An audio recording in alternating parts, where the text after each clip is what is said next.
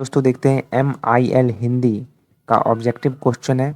आपको सबसे पहले ऑब्जेक्टिव क्वेश्चन यहाँ पर दिखा देते हैं जो कि 20 मार्क्स का आता है। क्वेश्चन किस तरीके से एग्जाम में पूछता है, आपको ऑप्शन नहीं देता है। यहाँ पर देख सकते हैं ये 2023-27 का क्वेश्चन है। 2023 से 27 वाले क्वेश्चन में आपको देखेंगे खंड जो अ में 20 मार्क्स का जो पूछता है ऑब्जेक्टिव MCQs, वो ऑप्शन वाला नहीं है। यहाँ पर सीधा क्वेश्चन देता है आपको 10, आपको आंसर यहाँ पर लिखना पड़ता है। एक तरह से हम लोग कर सकते हैं ये वस्तुनिष्ठ प्रश्न है, वेरी शॉर्ट है। आपको केवल आंसर यहाँ पर लिखना है, जैसे अनुच्छेद 343 है, 22 है, इस तरीके से क्वेश्चन एग्जाम में पूछे जाएंगे। MCQs नहीं पूछे जाएंगे। लेकिन MCQs भी हम लोग कर लेंगे तो सर वही चीज़ है, आपको ऑप्शन नहीं दिया जाएगा लेकिन आपको याद करके लिखना पड़ेगा, रहेगा यही सब। ठीक है। मौखिक भाषा की आधारभूत इकाई क्या है? राइट आंसर होगा बी, ध्वनि। लिखित भाषा की आधारभूत इकाई क्या है? राइट आंसर बी, वर्ण। भाषा के शुद्ध रूप का ज्ञान किससे होता है? शुद्ध रूप का ज्ञान, शुद्ध रूप का ज्ञान किससे होता है? लिखित भाषा से होता है ना। मानक हिंदी से क्या तात्पर्य है? मानक हिंदी से तात्पर्य है कि साहित्यिक पुस्तकों की भाषा। भारतवर्ष में हिंदी को आप किस वर्ग में रखेंगे? राइट आंसर होगा बी, राष्ट्रभाषा। सबसे पहले किस वर्ष की जनगणना के आधार पर भारतीय भाषाओं के बारे में विस्तृत जानकारी प्राप्त की गई थी? राइट आंसर होगा 1951। क्या होगा? 1951। ठीक है, 1951, 51 होगा। ठीक है, आंसर देखते जाइए। हमारे देश में हिंदी के बाद सार्वजनिक कौन सी भाषा बोली जाती है? राइट आंसर ए होगा, तेलुगु। उसके बाद यहाँ पर अगला है, निम्नलिखित में से कौन सा भाषा देवनागरी लिपि में लिखी जाती है? राइट आंसर सी होगा, मराठी। ठीक है। 22 भाषाओं का वर्णन संविधान की किस अनुसूची में है? तो इस यही क्वेश्चन पूछेगा, आपको ऑप्शन नहीं दिया राजा, लेकिन आपको लिखना पड़ेगा 8वीं सूची। आपको लिखना पड़ेगा 8वीं सूची, जैसे यहाँ पर था ना अनुच्छेद लिखा था ना 343 एक अनुच्छेद, वैसे ही आपको वहां लिखना पड़ेगा 8वीं सूची में। ठीक है, चलिए पूरा पूरा लिखिएगा। जैसे यहाँ पर क्वेश्चन है, संविधान के अष्टम अनुच्छेद में कितनी भाषाओं को मान्यता मिली? देख रहे हो 22, उसे घुमा कर पूछ दिया। यहाँ पर देख रहे हो 22 भाषा का वर्णन संविधान की किस अनुसूची में है? 8वीं। और यहाँ पर क्वेश्चन क्या पूछता है आपसे कि यहाँ पर आंसर बोल रहा है 22 और क्वेश्चन पूछता है कि अष्टम अनुसूची में कितनी भाषा है। समझा क्या? लाइक कर दीजिएगा सर, क्वेश्चन टकरा जाएगा, टकरा जाएगा क्वेश्चन। समझ रहे बात को? तो आपको यहाँ पर लिखना पड़ेगा कि अगर 22 मत लिखना राजा, गलती हो जाएगा, नंबर नहीं देगा। पूरा लिखेंगे कि संविधान के अष्टम अनुसूची में 22 लिखेंगे, यहाँ पर 22 भाषा को मान्यता मिली है, कितनी को हटाकर 22 लिखेंगे। समझा क्या? मैं दुनिया की सब भाषाओं का इज्जत करता हूँ, परंतु मेरे देश में हिंदी की इज्जत न हो यह मैं बर्दाश्त नहीं कर सकता हूँ। यह कथन कहा था विनोबा भावे ने। किस राज्य का गठन सर्वप्रथम भाषाई आधार पर किया गया था? राइट आंसर होगा आंध्र प्रदेश। अगला क्वेश्चन है, देवनागरी में लिखित हिंदी को राजभाषा के रूप में कब स्वीकार किया गया था? राइट आंसर होगा 14 सितंबर 1950। किस अनुच्छेद में हिंदी को सर्वमान्य भाषा के रूप में विकसित करने पर बल दिया गया है? राइट आंसर होगा अनुच्छेद 345। अनुच्छेद 345। यहाँ पर अनुच्छेद 343 वाला है राजभाषा वाला, और अनुच्छेद 343 है वही है संविधान में किस भाग में भाषा संबंधी प्रावधान उपबंधित है? तो ये 343 अनुच्छेद होगा। ठीक है, चलिए। 1955 ईस्वी में किसकी अध्यक्षता में राजभाषा का गठन किया गया था? राइट आंसर होगा बाल गंगाधर खेर, तिलक नहीं, खेर।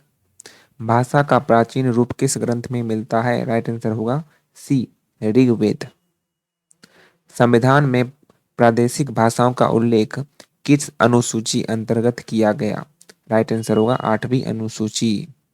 भाषा के आधार पर भारतीय राज्यों की पुनः संरचना की गई थी? राइट आंसर होगा 1956। जॉर्ज ग्रियर्सन के अनुसार भारत में कितनी भाषाएं बोली जाती है? राइट आंसर होगा 179। खड़ी बोली हिंदी में सर्वप्रथम रचना करने वाले कवि का नाम है? राइट आंसर होगा अमीर खुसरो। चंद्रधर शर्मा गुलेरी ने किसको पुरानी हिंदी का प्रथम कवि माना है? राइट आंसर होगा सी, राजा मुंज। खड़ी बोली कहाँ बोली जाती है? राइट आंसर होगा मेरठ। भाषा की प्रथम इकाई क्या है? प्रथम इकाई है ध्वनि। निम्नलिखित में से कौन द्रविड़ परिवार की भाषा है? राइट आंसर होगा कन्नड़। भाषा की सबसे बड़ी इकाई क्या है? राइट आंसर होगा वाक्य। खड़ी बोली का दूसरा नाम क्या है? कौरबी। हिंदी की लिपि क्या है? देवनागरी। संस्कृत, मराठी और नेपाली भाषाओं की लिपि क्या है? संस्कृत। क्लियर है? देवनागरी लिपि का विकास किस लिपि में हुआ था? राइट आंसर यहाँ पर क्या होगा?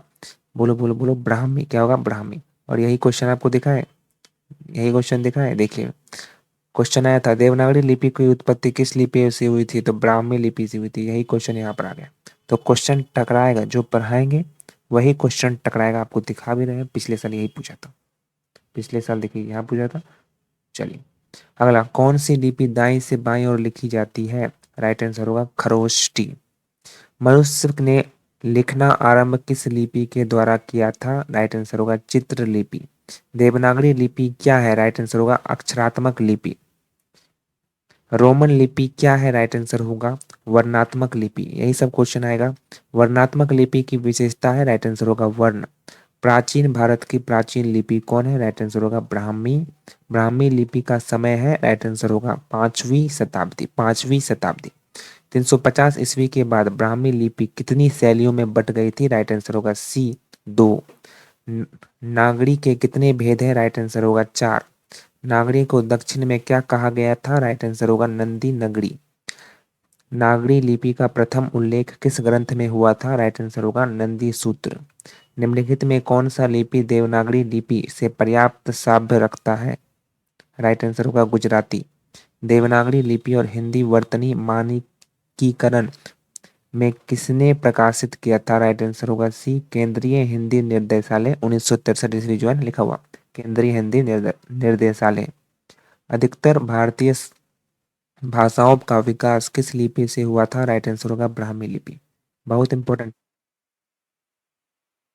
लिपि किसे कहते हैं? राइट आंसर होगा भाषा को लिखित रूप में व्यक्त करने हेतु ध्वनियां। सी हो जाएगा। निम्नलिखित में से कौन सी भाषा देवनागरी लिपि में लिखी जाती है? राइट आंसर होगा सी, मराठी। हिंदी भाषा किस लिपि में लिखी जाती है? राइट आंसर होगा हिंदी जो भाषा है वो किस लिपि में लिखी जाती है? वो देवनागरी होगा। ठीक है। पंजाबी भाषा की लिपि क्या होती है? तो गुरुमुखी। निम्नलिखित भाषाओं में ध्वनि मूलक लिपि है? राइट आंसर होगा ये सभी। लिपि विकास की प्रथम सीढ़ी है? राइट आंसर होगा चित्र लिपि। लिपि विकास की अंतिम सीढ़ी है? अंतिम अंतिम सीढ़ी बोलेगा तो वर्णिक, और प्रथम बोलेगा तो चित्र। अंतिम बोलेगा तो वर्णिक, प्रथम बोलेगा तो चित्र। याद करो इसको। गुप्त राजाओं के काल में कौन सी लिपि प्रचलित है? राइट आंसर होगा गुप्त से नाम है गुप्त राजाओं, तो गुप्त लिपि। समझ गए? गुप्त राजाओं से गुप्त लिपि, ये वाला जो आएगा ना क्वेश्चन काल वाला, तो गुप्त लिपि। देवनागरी का विकसित क्रम क्या है? तो यहाँ पर सबसे पहला है कि सबसे पहले ब्राह्मी था, फिर गुप्त आया, फिर कुटिल, प्राचीन नगरी और देवनागरी। उत्तर प्रदेश की कचहरियों में देवनागरी का प्रयोग किसने प्रयत्न से हुआ था? राइट आंसर होगा राजा मदन मोहन मालवीय। किसके राज? मदन मदन मोहन मालवीय। बिहार की कचहरियों में किसके प्रयत्न से देवनागरी का प्रयोग हुआ था? राइट आंसर होगा सी, अयोध्या प्रसाद खत्री। समझ गए साथियों? अगर आप चैनल को सब्सक्राइब नहीं किए हो तो प्लीज़ अपना भाई समझ के चैनल को सब्सक्राइब जरूर से जरूर कर लीजिएगा। वीडियो को लाइक करो चाहे नहीं करो, चैनल को जरूर से जरूर सब्सक्राइब कर लीजिएगा। इसमें आपका बेनिफिट है, हमारा कुछ नहीं सर।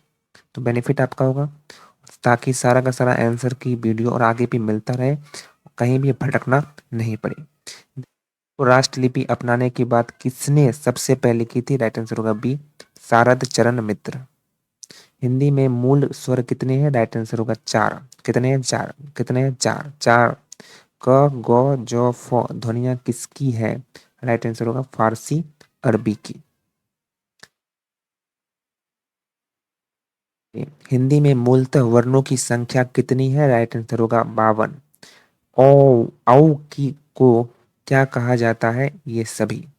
उत्पत्ति के आधार पर स्वर कितने प्रकार के होते हैं? तो 2, ह्रस्व स्वर और दीर्घ स्वर। स्थान के आधार पर बताइए कि मूर्धन्य व्यंजन कौन से हैं? राइट आंसर होगा ड और ढ। इनमें संयुक्त व्यंजन कौन सा है? राइट आंसर होगा बी, ज्ञ। जिन शब्दों के उत्तर अंतर में अ आता है, अंत में अ आता है, तो उन्हें क्या कहते हैं? तो राइट आंसर होगा अकारांत। फटाफट से देखिए। उच्चारण के आधार पर स्तर के कितने भेद है? राइट आंसर होगा 4। निम्नलिखित में से कौन सा वर्ण उच्चारण की दृष्टि से दंत नहीं है? राइट आंसर होगा डी, टॉ। गौ का उच्चारण स्थान क्या है? राइट आंसर होगा कंठ। जाति के आधार पर स्वर कितने प्रकार के हैं? तो राइट आंसर होगा दो। निम्नलिखित में से एक स्पर्श व्यंजन है? राइट आंसर होगा डी हॉ। उच्चारण के साथ उच्चारण के साथ समय जीव की स्थिति के अनुसार स्वरों के कितने भेद होते हैं? तो यहाँ पर होते हैं सात। जीव के आधार पर स्वरों को कितने भागों में बांटा गया है? तो वन। समझ रहे हैं? हिंदी वर्णमाला के अंतिम पंचमाक्षरों का उच्चारण स्थान क्या है? राइट आंसर होगा अनुनासिक। यदि नीचे होठ पूरे तरह काट दिया जाए तो ध्वनि के उच्चारण में कठिनाई होगी। तो बौ। मुख एवं नाक के आधार पर स्वरों को कितने भागों में बांटा गया है? दो। योग्यता का वर्ण विच्छेद क्या होगा? तो योग्यता हम लोग कैसे लिखते हैं? यहाँ पर योग्यता लिखा होता है, यो पहले होगा, यो में हलंत हमेशा लगता है। तो हमें बताया कि सर क से अंग तक, क से य और लव तक हलंत लगता है, तो हलंत जरूर लगेगा व्यंजन में। यहाँ पर ये सही है, ये सब में हलंत लगा ही नहीं है, तो ये गलत हो गया। उपयुक्त का वर्ण विच्छेद क्या होता है? तो उपयुक्त में तो ऊ हो जाएगा। चलिए